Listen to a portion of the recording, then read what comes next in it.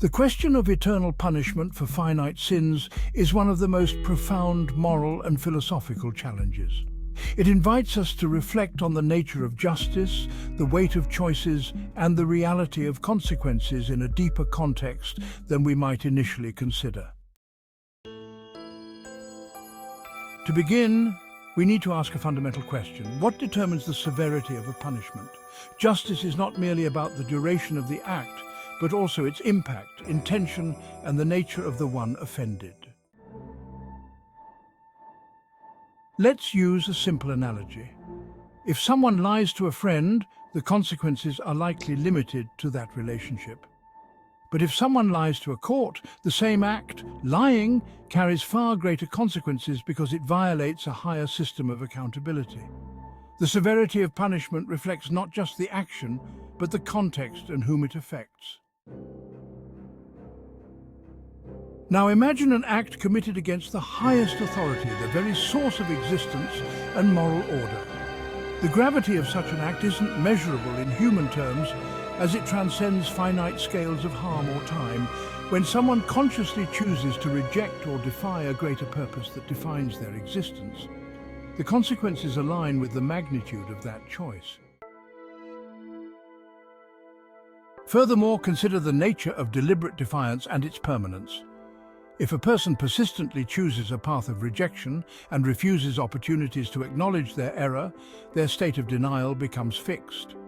Eternal consequences reflect the permanence of such a condition, not the finite duration of the act. It is not merely the act itself, but the attitude and deliberate persistence behind it that matter.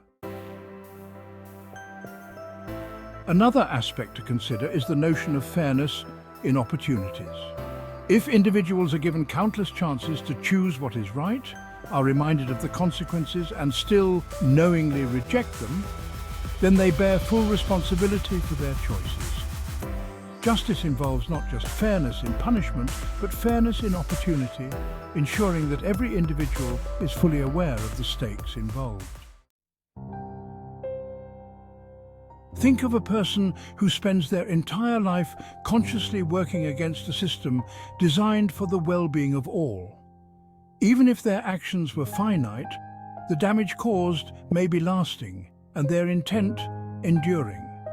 In such cases, the consequences are not measured by time, but by the weight and impact of the choice itself. Eternal punishment also serves a function beyond retribution. It underscores the seriousness of free will and accountability. If actions held no lasting consequences, would choices truly matter? Without real stakes, moral decisions could lose their significance, and accountability would be undermined. Eternal punishment is not about vengeance, but about preserving the moral structure of existence. Some may argue that such a concept is incompatible with mercy, but mercy and justice operate in harmony. Mercy is offered repeatedly in the form of guidance, opportunities for repentance and forgiveness. But when mercy is consciously rejected, justice prevails to uphold accountability. Mercy doesn't override the responsibility of deliberate, informed choices. It's also important to recognize that the eternal nature of punishment is proportional to the eternal nature of reward. If eternal reward is granted for finite acts of goodness, then the possibility of eternal punishment for deliberate wrongdoing follows the same principle of proportionality. Both reflect the infinite significance of moral decisions within the framework of justice. The finite nature of our lives doesn't limit the magnitude of our choices. A single act of kindness can transform countless lives and echo across generations, just as a single act of malice can do irreparable harm. Similarly, a choice to reject ultimate truth, if made with full awareness and persistence, carries an infinite weight that transcends the limitations of time. Consider the role of intention in evaluating actions. A small act performed with profound intent holds far greater significance than a large act done thoughtlessly. Similarly, the intention behind persistent defiance or rejection magnifies the weight of the act.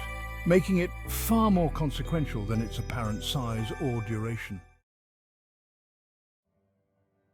Ultimately, eternal punishment is not about the duration of the sin, but its depth, its defiance, and its consequences in the greater moral order.